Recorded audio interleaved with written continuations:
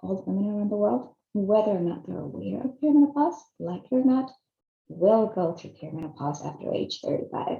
It's mind-boggling that as of this very moment, the end of 2021, most of us never heard the word perimenopause and obviously couldn't prepare for something we know nothing about. We usually overlook at the fact that this is something that happens to absolutely every woman in different countries, different cultures, where people speak different languages. Every country, every culture, even every language has a different effect on a woman's perimenopausal journey. For example, in Japan, the word menopause, perimenopause, was recently added to their vocabulary in 2017. Plus, their culture has always been silence is beauty. So, how can you express what you feel when there's no word for it and keeping it to yourself is part of your culture? I was born and raised in Chile, but living in the States for 35 years. Talking to Sarah made me realize how foreign the Chilean culture is to me right now. Roxana from Mexico was the first one to introduce me to the power of sisterhood, and that is a concept that I'm not very familiar with here in Los Angeles. Angie was the first person I've ever met from Scotland. I live in Los Angeles, the melting pot of the world, and for whatever reason, I have never come across anybody from there. So comparing notes with her from her country and where I live here in my Southern California bubble, people in Scotland are way healthier and way more active than we are here in Los Angeles. I mean, my first Nigerian friend.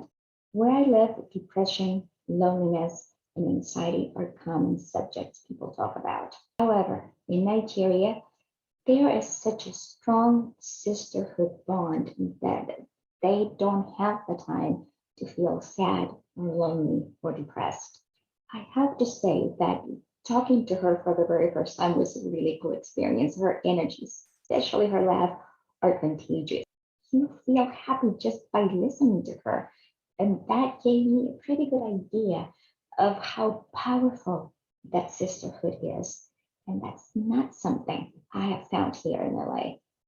I've never met anybody from Thailand or anybody who's lived in Thailand. Now, Uchi is not from Thailand originally, but she's lived there long enough to give me and you and all of us a window into the country and the culture. This is video number 8, Perimenopause in Egypt. And I know I sound like a broken record, and this project made me realize that I don't get out much. On that note, Zeina is my first Egyptian friend. All I knew about her country were things I learned from history books and documentaries, but that is not enough to understand the current life in a Muslim country. When I was getting ready to talk to Zeina, I went back into my memories hard drive and realized that for my first 15 years of life growing up in Chile, I never saw a woman wearing a hijab. I never even heard the word before. I don't think I even knew or was aware that that's part of culture in some countries. I learned the word hijab here, living in the States. On the 21st of this month is my 35th anniversary from living in this country. And in 3.5 decades, I have never met anybody from the Muslim community. Meeting Zeina has definitely been one of the coolest presents from this project. She is one of the sweetest human beings I have met in a very long time. She's the kind of person the world needs more of. And on top of that, she took time from her life and her family to talk to me about her country, her culture, her religion, and the story of a woman who's made it to the other side of her menopause. So I can make this video and share it with you. After working on these 8 videos, I think in order to support one another as we prepare or go through perimenopause, we need to understand each other. We need to get to know our cultures, societies, and how our languages express what we're going through, what we feel. I have learned from these 8 women that the secret to get through perimenopause goes beyond medicine, vitamins, minerals, nutrition, diets, exercise. The secret is sisterhood. I invite you to join me. Here we go. Video number 8, Perimenopause in Egypt.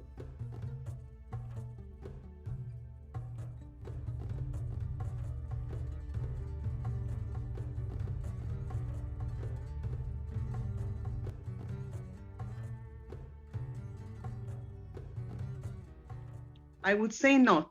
I don't think so.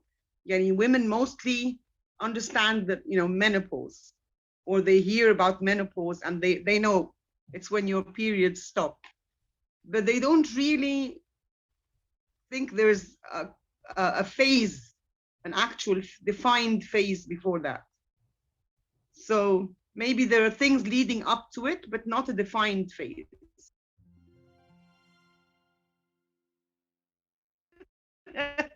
I found that as I was approaching menopause. I mean, I had the symptoms, but I didn't know this was perimenopause. I didn't know this was part of it. I thought it was just me, something to do with me. I didn't know that I didn't know the hot flashes and all this, and the mood swings and all this, and the fatigue were actually connected to this at all. I began to find out later on. I think it's different in the past couple of years. It's become, people are really talking about this. It's become a subject. Yeah.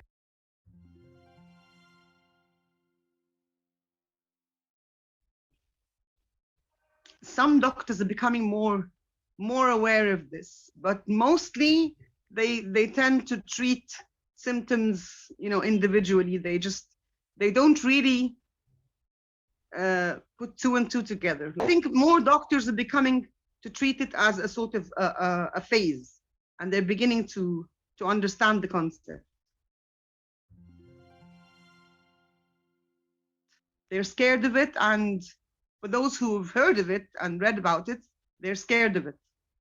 It's not something that's done here, as far as I'm aware. Yeah. Herbal and mainly sometimes medication, like painkillers and maybe sedatives, perhaps sleeping pills, and herbal supplements like teas and calming drinks. Herbal supplements are very affordable here. They're very common. They're very popular with people, and we have a lot of shops everywhere. So they're very common, and they're not expensive. And over the counter medication, there are a lot of cheap ones, expensive ones. So still, women will still have access to them.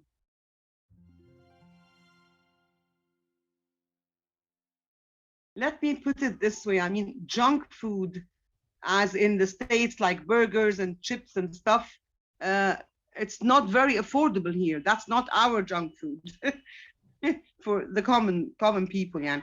But uh, our junk food is rather different. It's beans, lentils.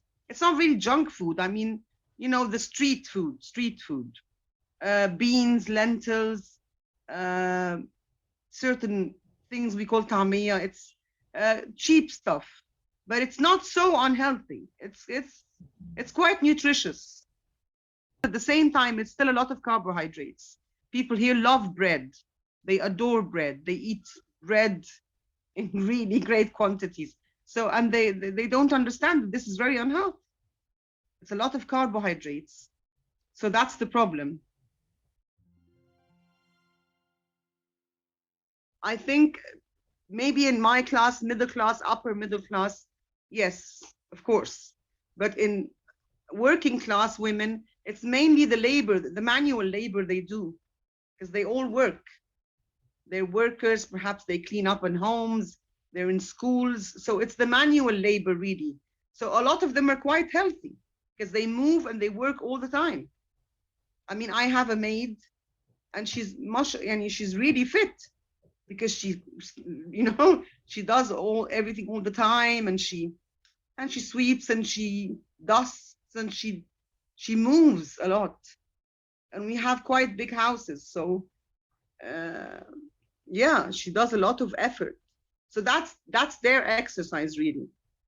Yeah, I mean, in my case, or in people of my class, they have cars or they go to their clubs. You don't really walk too much in the street. It's too it's too polluted. It's too. But of course, many women do walk. Yeah, they do walk. They do make exercise. Yes, it's like a stigma.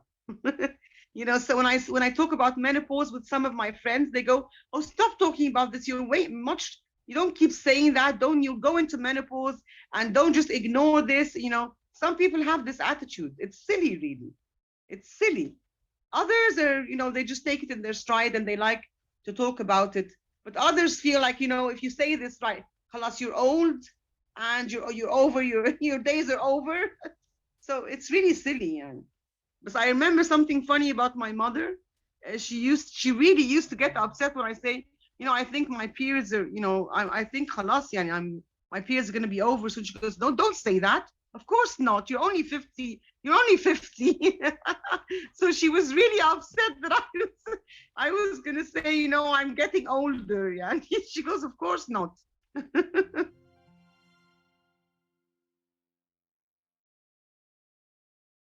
No, I don't remember. No.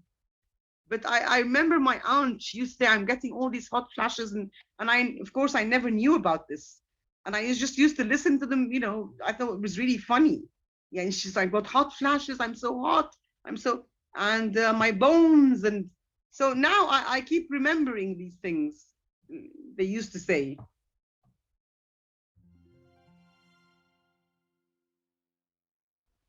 Oh, it is very much so here.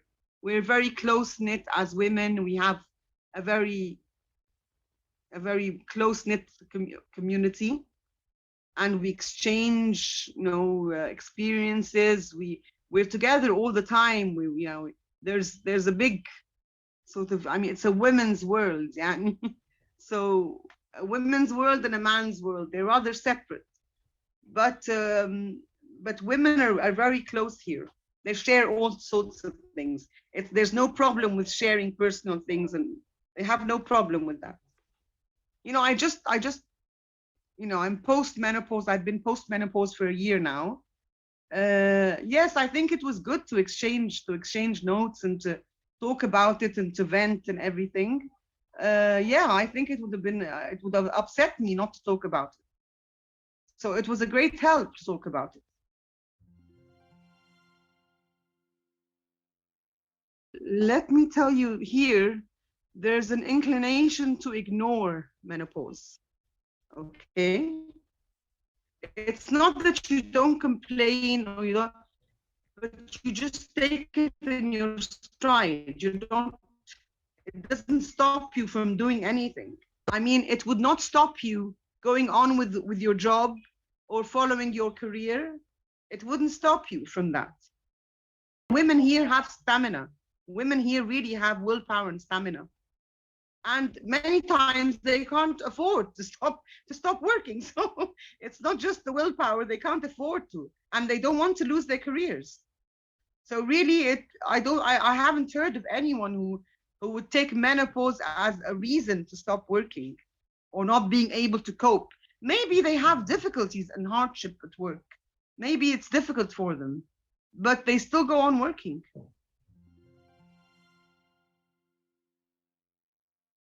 Sometimes they give lectures on different phases in a woman's life, Sometimes it's specific subjects related to this.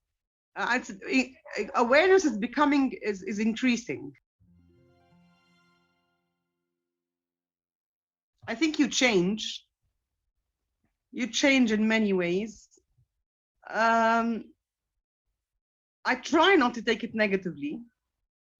I try to, but it's a difficult time. It's a very difficult phase in life. It's been compared to puberty and to getting your period. It's been compared to that, but it's a much more difficult time. I think it's time of things. I know this sounds pessimistic, but it's time for things slowing down, coming to an end. And puberty, you're beginning your life. It's the beginning of life. But I don't think we should take it that way. I think I'm still trying to find a way to change this into something positive. I can't see the positive right now, because I do feel I've changed, and I do feel I'm older, and I'm not so happy as before, perhaps. Uh, maybe, you know, sadder but wiser. I'm not so happy as before, but I think I'm still trying to come to grips with this. I'm still trying to find a new me in this next phase. I've just finished my period maybe a year ago or a year and a half ago, and I'm still not. It's like my body, it's happened in my body, but myself and my mind are not ready for it. Are still in a different phase. They're beginning to feel they have to know more about this because it's not going to go away. So they're trying to, at least in, you know, in our case, he listens. He started listening and he started trying to understand, and he really didn't know what I was talking about at first. And then he started, you know, getting quite interested because he could see I wasn't me, you know. And he, you know, I always talk to him about it, and he's willing to listen. Of course, I'm not saying all men understand it or are very understandable, but they at least they're finding out that there is a phase and that it's true and that you can have symptoms, and it's nothing, it's not my imagination. So so they're beginning to listen. Of course, it's very difficult if you get hot flashes and stuff. It's really difficult. But you know, many places are air conditioned for people of my class. They're, you know, people who go out, and you know, they have air conditioned most places, cars as well. But of course, in the heat, sometimes it's really difficult. But you don't spend that much time outside in the heat. Yeah.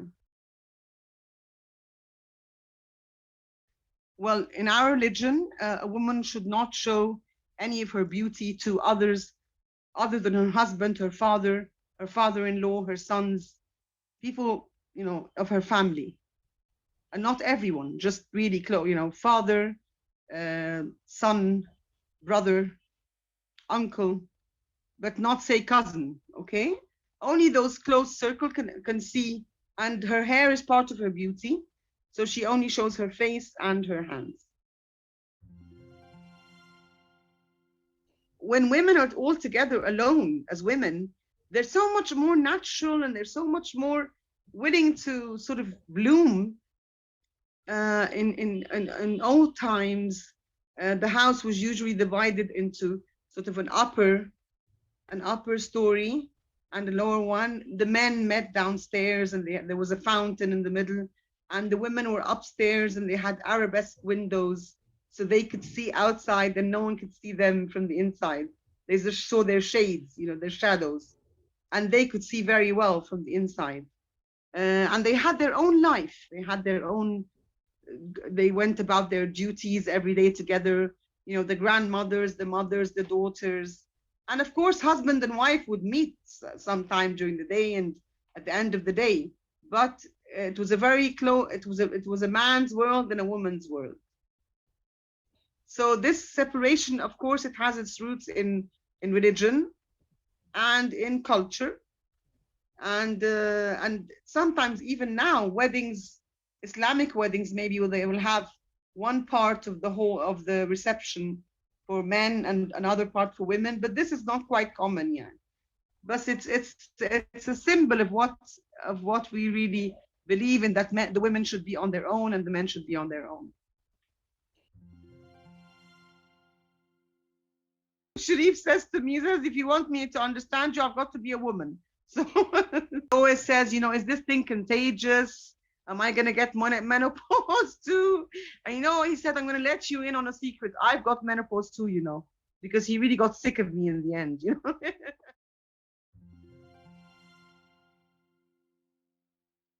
I think they have to be interested in knowing. Because I would say they're not really that interested in knowing about this, you know. They might hear about it. They might, you know, listen to us. But I don't think they really want to know about that phase that much. Unless they start going towards it, you know, maybe early 40s or something. They think it happens much later on. Why should I worry about this now? Why should I? And you know, in a way, I agree with that. I mean, I wouldn't have liked to think about it before 45. Why should I? I mean, even if I have the symptoms, I'm not gonna act like I'm going through menopause. Why, if I hear something, perhaps okay, the knowledge is good, but I don't want it too early on.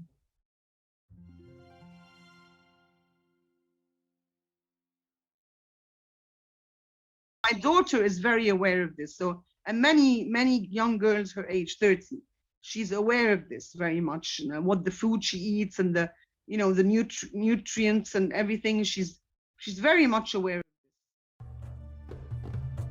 In Islam, it says in every hardship you will somehow find ease in that hardship. You will find a way out from that hardship.